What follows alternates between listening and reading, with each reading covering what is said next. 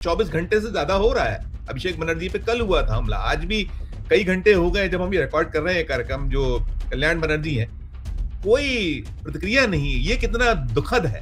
कि पहले भी मामले हुए लेकिन इस तरह की स्थिति कभी नहीं थी। तो ये तो संस्थाओं का क्षरण है और बीजेपी के नेतृत्व में है। इसी के लिए तो दुनिया आपको इंगित करती है। आपके तमाम मुख्यमंत्री किस तरह का बयान देते हैं पता नहीं। जिस संविधान की शपथ खाते हैं उनको कोई लाज शर्म है कि नहीं, कि उस संविधान की शपथ का क्या मतलब है। तो संविधान में सब लिखा है जो आप बोलते हैं कि हमारे राजनेता तो कोई काम ही नहीं कर रहे हो। डांस हमारे प्रधानमंत्री तो आविष्कार है और अवतार है। उनको अपने अलावा किसी के क्या परवाह है। किसी के लिए जवाबदेह है नहीं, किसी का सवाल का जवाब ही नहीं देना है। सिर्फ उनकी तारीफ होती रहे झूठ मूठ में। देश की ऐसी तैसी कर दी है और अपनी प्रशंसा करवाने में इससे लगे हुए हैं कि जब वो सत्ता में थे तो वो गुंडागर्दी करेंगे, आप सत्ता में आएंगे तो आप गुंडागर्दी करेंगे। जनता को राहत नहीं है। नतीजा यही है ना आपके कहने का। कानून का राज नहीं चलेगा, संविधान नहीं ऑनर किया जाएगा, गुंडागर्दी को ऑनर किया जाएगा, उसको सेलिब्रेट किया जाएगा। कहने को ये कथित संस्कारवान लोग थे, देश में संस्कार पैदा कर रहे थे। आरएसएस नाम का संगठन इनके पीछे है। आचरण में इन लोगों ने किसी भी तरह की शुचिता को जड़ से समाप्त कर दिया।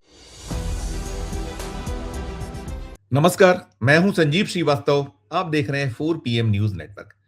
दोस्तों, पश्चिम बंगाल से आज फिर एक और विद्रूप तस्वीर सामने आई।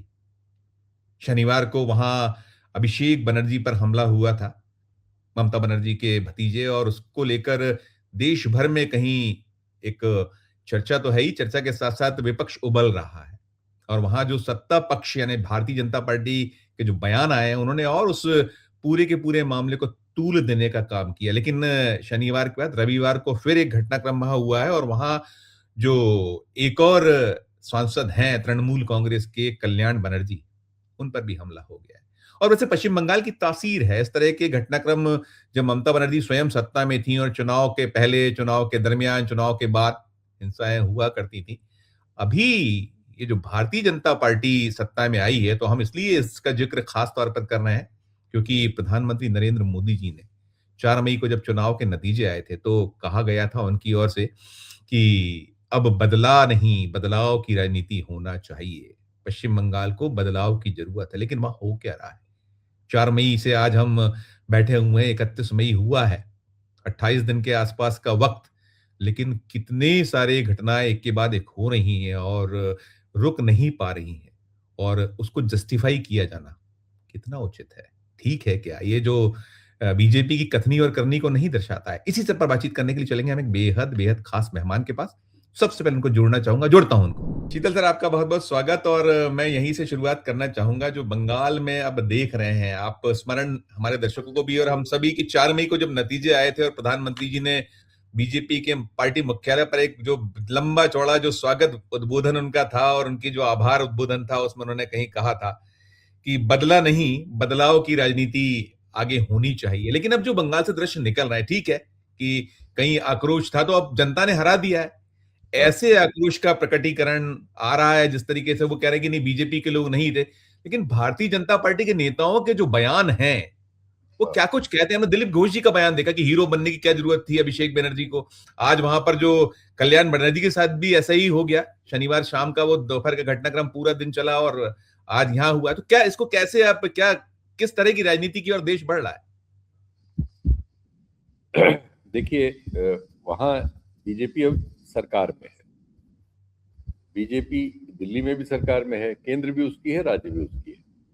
अब किसी और के लिए ये बहाना नहीं है कि ये होते तो हम कर देते, वो होते तो हम कर देते। अब तो आप हैं दोनों जगह।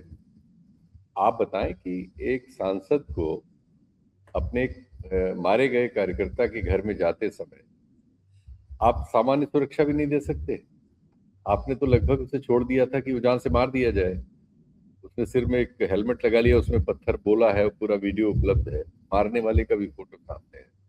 वहां आप अनुमति दीजिए, आप अनुमति दीजिए, दर्शकों को पुनः दिखा दूं, वो मैं वीडियो दिखा दिया जाए, वो पूरा है। दिखाई दीजिए, दिखाई देना चाहिए, बार बार दिखाना चाहिए। जी, मैं दिखाता हूँ तेरे को, देखिएगा, ये आप भी देखिएगा। आपको तो खैर है ही आपके पास, और दर्शक जो इनको नहीं इस बारे में, देखिएगा दर्शकों। और मैं साथ में कल्याण बनर्जी के साथ जो आज दोनों मैं वीडियो आपको दिखाता हूँ, देखिएगा।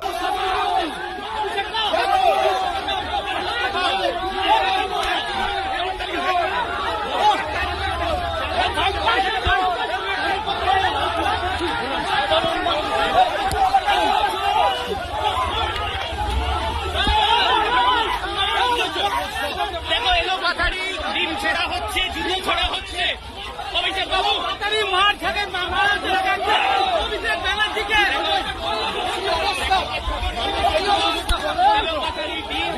গণতন্ত্র মানুষ ডিম জুতো সবকিছু ছোড়া হচ্ছে, সেই ছবি।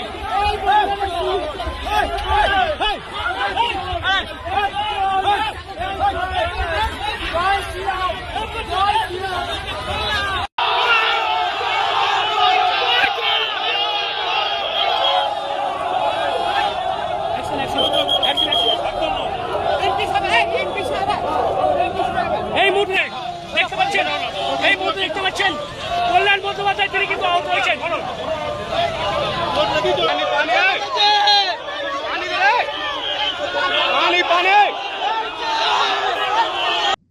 सर ये देखा सर, अब आप करिएगा सर कंटिन्यू। तो आपने जो कुछ किया वहां और जो कुछ हुआ वहां, आपके कोई मंडल प्रभारी हैं, वो फोटो में दिख रहे हैं, एक जगह खड़े हैं।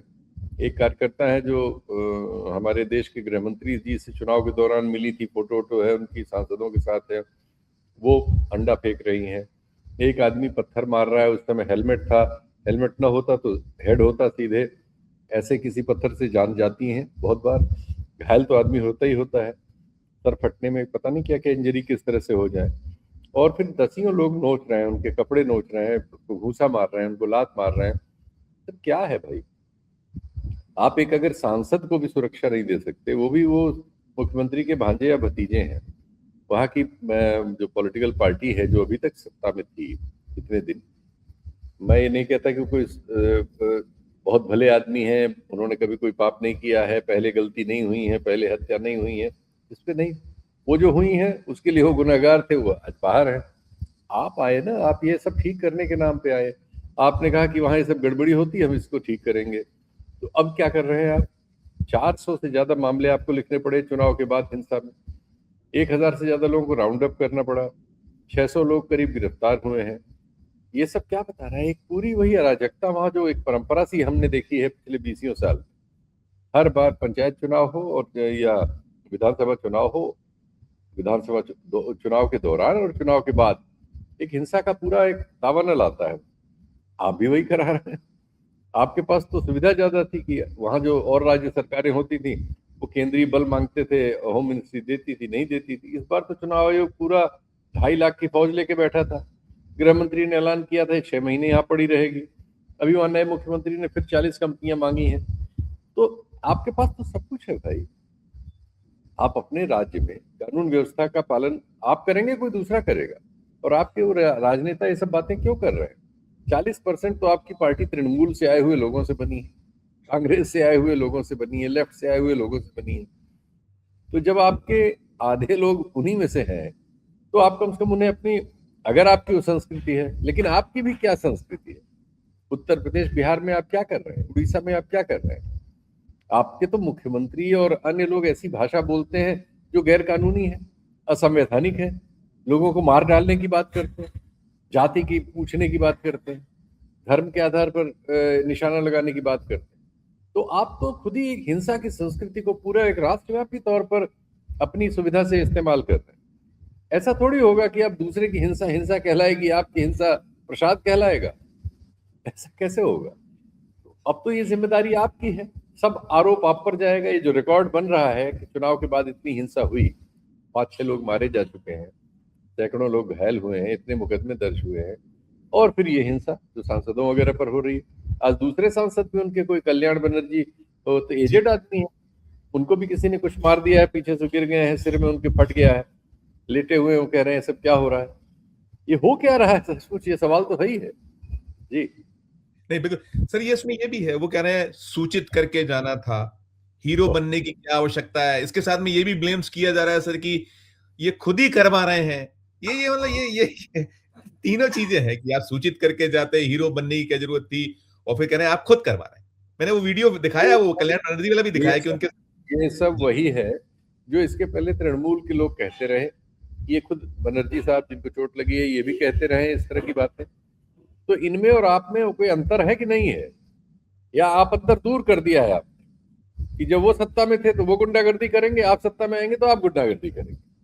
जनता को राहत नहीं है, नतीजा यही है ना आपके कहने का। कानून का राज नहीं चलेगा, संविधान नहीं ऑनर किया जाएगा, गुंडागर्दी को ऑनर किया जाएगा, उसको सेलिब्रेट किया जाएगा। यही कह रहे हैं आप भी। बिल्कुल तो फिर कह रहे जब ये दुनिया, जब दुनिया आप पर उंगली लाती है कि आप अपने यहाँ अराजकता पैदा करते हैं, सांप्रदायिक आधार पर करते हैं, राजनीतिक चुनाव में गड़बड़ियां करते हैं, आयोगों का गलत इस्तेमाल करते हैं, इलेक्शन कमीशन पर भी आरोप आते हैं, तो फिर आप कहते हैं आपके खिलाफ षड्यंत्र हो रहा है। यहाँ तो कोई षड्यंत्र की जरूरत ही नहीं भाई, आप खुद ही कह रहे हैं। ये कहने की जगह कि हम इस पर एक्शन करेंगे, एक्शन ये हुआ, ये रिपोर्ट लीजिए, ऐसा नहीं होगा, हम इसको नहीं ठीक समझते हैं, आप उल्टा कह रहे हैं।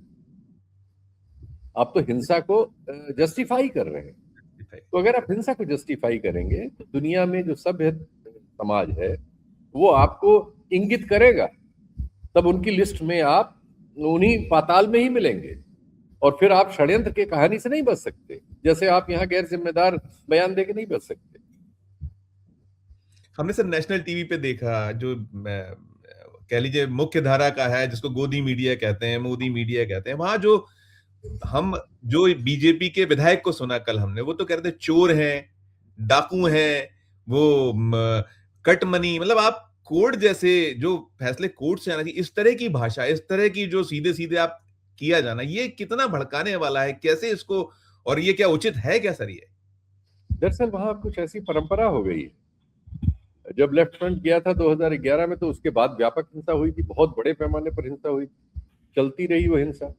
उसकी वजह से जो वामपंथ के समर्थक वगैरह थे, उन लोगों ने केंद्र की पार्टी बीजेपी में शरण ली। 14 के बाद जब सरकार बदल गई तो वो लोग सब बीजेपी में चले गए, कांग्रेस के लोग चले गए बहुत सारे, वहां के राजनीतिक दलों में आपस में कटुता रही। तो इसमें तो कोई शक नहीं कि ममता बनर्जी का जो कार्यकाल था उसमें हिंसा थी, उसमें पंचायत चुनाव में भारी हिंसा हुई, बड़ी संख्या में लोग मारे गए, विधानसभा चुनाव में भी हिंसा हुई, ये सब सही है। लेकिन ये भी सही है कि आप अपने आने इस वायदे पे आप आए थे कि आप ये सब बंद करेंगे, आप भी वही सब कर रहे हैं। तो दोनों बातें सही हैं और दोनों बातें कानूनन, संवैधानिक तौर पर और नैतिक रूप से गलत। जी सर, जैसे लोकसभा है, लोकसभा के जो अध्यक्ष हैं वो एक अभिभावक हैं, और हम देखते हैं कि जब कोई उनके पक्ष में होता है कुछ मसला मामला, तो बहुत त्वरित तरीके से कार्रवाई थी। इन मसलों पर, इन मामलों पर अब 24 घंटे से ज्यादा हो रहा है। अभिषेक बनर्जी पे कल हुआ था हमला, आज भी कई घंटे हो गए जब हम ये रिकॉर्ड कर रहे हैं कार्यक्रम। जो कल्याण बनर्जी हैं, कोई प्रतिक्रिया नहीं। ये कितना दुखद है। नहीं करना चाहिए, स्पीकर को नहीं इसमें हस्तक्षेप करना चाहिए। नहीं, तो स्पीकर पे तो पार्टीजन के रोल के खिलाफ ये पहले स्पीकर हैं जिनको हमने इस तरह से, इसके पहले मामले हुए हैं लेकिन जिनको हमने इस तरह से महाभियोग के सामने देखा है। इसके पहले भी मामले हुए लेकिन इस तरह की स्थिति कभी नहीं थी। तो ये तो संस्थाओं का क्षरण है और बीजेपी के नेतृत्व में है। इसी के लिए तो दुनिया आपको इंगित करती है। जब डेम इंस्टीट्यूट स्कैंडिनेविया का आपको सीरीज में दिखाता है कि आप इलेक्टोरल ऑटोक्रेसी है, इलेक्टेड ऑटोक्रेसी है आप, तो आप इधर उधर हंगामा मचाते हैं, सोरोस का एजेंट और इसका वो और फलाना ठिकाना, षड्यंत्र आपके खिलाफ, आपकी तरक्की हो रही है, लोग जल रहे हैं, इस तरह की बकवास करते हैं। और अभी आप कर क्या रहे हैं?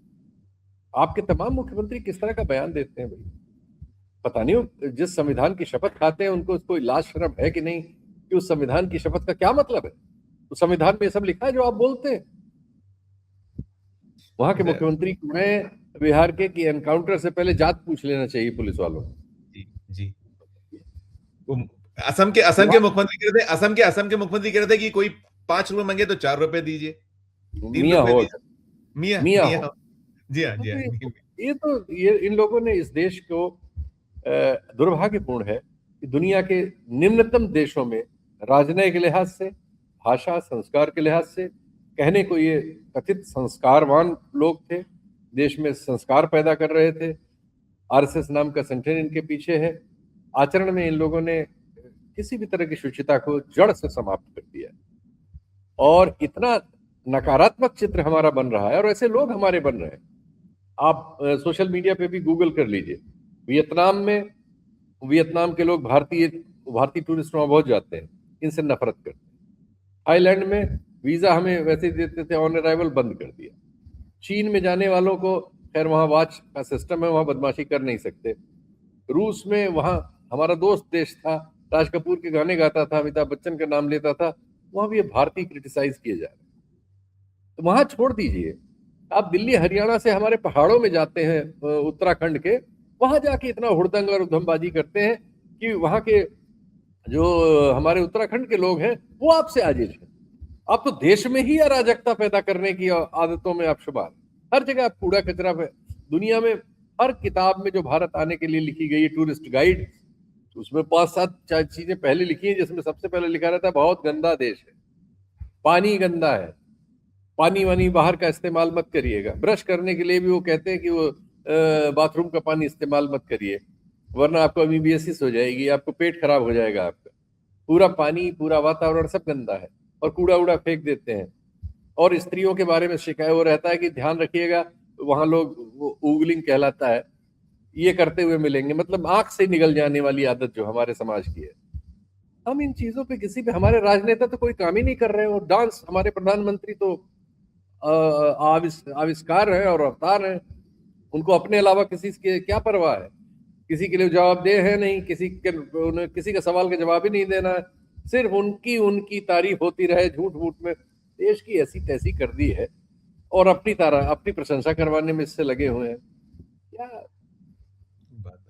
मैं अंतिम सवाल करूंगा। अंतिम सवाल मेरा ये होगा शीतल सर, कि वो जो अभिषेक बनर्जी का बार बार वो वीडियो दिखाया जा रहा है गोदी मीडिया पर, कि वो जो उन्होंने चुनौती दी 4 को नतीजे आएंगे, और बेशक उन्होंने गलत कहा था, हम उनके साथ नहीं है, अगर पहले की हिंसा हम उनके साथ भी थे, आज जो हो रहा है इसके साथ भी नहीं है, लेकिन कहीं क्या वो जो अमित शाह को सीधी चुनौती, या जो सीधे प्रधानमंत्री जी को कहीं उन्होंने टारगेट करने की कोशिश की थी बयान के जरिए, तो उसका जवाब, और उस जवाब के साथ साथ ये संदेश देने की कोशिश की, देखिए हमारे खिलाफ कोई नहीं बोलेगा, बोलोगे तो यश होगा, इस तरह का कोई संदेश में छिपा हुआ है? नहीं, हमने मीडिया को तो दूसरे आचरण में डाल दिया है, वो सरकार की सुरक्षा में लग जाता है, वो तो ये सुरक्षा देने के लिए कर रहे हैं। कौन इस बयान ये पूरा घटनाक्रम हुआ है जिस तरीके से, तो अमित शाह को चुनौती जो दी गई थी उसका जवाब वहां बंगाल में दिया, ये भी, इसको भी थोड़ा बोलिएगा इस पे, बाकी तो आप बोल रहे हैं वो कंटिन्यू करिएगा मीडिया पे जो आप बोल रहे हैं। नहीं नहीं, जो उन्होंने किया हम उसके पक्ष में भी नहीं है, जो ये कर रहे हैं हम इसके पक्ष में भी नहीं हो सकते। हम दोनों में जो चीजें संविधान के विपक्ष में है, हम बात वो करना चाह रहे हैं। और ये सब देश हमारे देश के चरित्र को दुनिया की नजरों में बहुत खराब पेश कर रहा है, हमारा कहने का आशय ये है। अब हमारा कुतर्की मीडिया इसको कैसे पॉलिश करके सरकार की सुरक्षा करता है, वो अलग एक मामला है, जो अलग रैंकिंग में, देश की रैंकिंग को जमीन पाताल में लेता चला जा रहा है। लेकिन उसमें कोई सुधार के लक्षण नहीं है, क्योंकि उसका मालिकाना बदला जा चुका है। अब मीडिया का मालिक कुछ चंद लोग हैं, चंद लोग सरकार के प्रिय हैं, उन्होंने ऐसे लोगों को नौकरी दे रखी है जो सरकार की सुरक्षा करें, सरकार की ओर से बैटिंग करें, तो वो सब खत्म हो चुका है। इस पर इतनी बात हो चुकी है, और समाज में ये बात जा भी चुकी है, समाज में इसकी स्वीकृति भी हो गई है। आज आप कोई भी एक प्रोब डाल दें कि आप में से कितने लोग समझते हैं कि जो एक समय में एक प्रसिद्ध एंकर ने देश के कहा था कि ये गोदी मीडिया है, ये अब गोदी मीडिया रह गया कि उससे भी आगे पहुंच चुका है। सिर्फ एक सवाल डाल दीजिए आप कहीं प्रोब में, आप उत्तर देख लीजिए देशवासियों के। बाहर कहीं नहीं जाना, किसी सोरोस से एजेंट लेना नहीं, किसी पाकिस्तानी का मत लीजिए, पासपोर्ट देख के या आधार कार्ड के आधार पे वोटिंग करा लीजिए, अपने आप समाज बता देगा आपको कि आपके बारे में क्या राय। अब लोग, चूंकि समाज में एक हिस्सा हमेशा, हर एक कितनी भी खराब सत्ता रही हो, आपातकाल में भी इंदिरा गांधी के साथ बहुत लोग थे, तो वो उसको छोड़ दीजिए, हिटलर के साथ भी बहुत लोग थे। बहुत सारे तानाशाह हैं दुनिया में, खराब सत्ताएं हैं जो चुनाव बाद में हारती हैं, उनके साथ बहुत लोग होते हैं। तो चूंकि उनके साथ बहुत लोग हैं इसलिए वो सही है, ये नहीं होता। सही के जो पैमाने बनाता है मनुष्य मनुष्यता के लिए, उनके आधार पर चीजों को तय किया जाता है। एक तो उन पैमाना बनाने वाले संस्थानों को आप नष्ट कर रहे हैं, दूसरे उन पैमानों को ही नष्ट कर दे रहे हैं, और इस तरह के पैमाने गढ़ रहे हैं कि उसने गाली दी थी तो उसने बहन की गाली दी थी, मैं माँ की गाली दे रहा हूं। ये क्या है भाई? बहुत बहुत बेहद दुखद है, और वो सही है कि वो सबक सिखाना चाहते हैं, लेकिन सबक जो है ना केवल हमारे देश बल्कि देश की जो दुनिया भर में छीछा लेदर हो रही है वो भी बड़ा कष्टप्रद है। बहुत शुक्रिया अदा करूंगा सर, एक आपने पूरा इस पे प्रतिक्रिया है, आभार सर, शुक्रिया। दोस्तों आप सुन रहे थे शीतल पी सिंह साहब को, और शीतल पी सिंह साहब वही जो बंगाल की घटना, जिस तरह का विद्रूप रूप, पहली बार नहीं है, ऐसा होता रहा है। और हमने कहा कि बंगाल जो पहले सत्ता में लोग थे, जो वो कर रहे थे, वो भी उचित नहीं था। लेकिन जो भारतीय जनता पार्टी, मैंने जहां से शुरू किया था कि प्रधानमंत्री जी ने कहा था कि बदले नहीं, बदलाव की राजनीति ठीक होगी, वो अपील कर रहे थे। लेकिन यहां तो उल्टा हो रहा है, और कोई रोकने वाला नहीं है, कोई टोकने वाला नहीं है, उसको जस्टिफाई किया जा रहा है।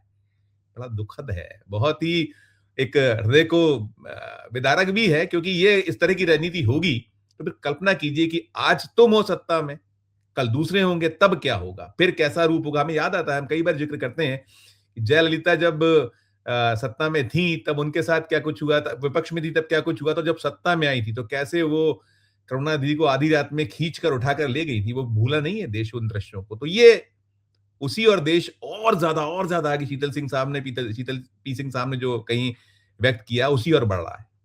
पूरी चर्चा को सुनने के बाद आपकी अपनी जो राय हो, आपकी अपनी जो टिप्पणी हो, जरूर हमारे इस वीडियो के कमेंट बॉक्स में जाकर कीजिएगा।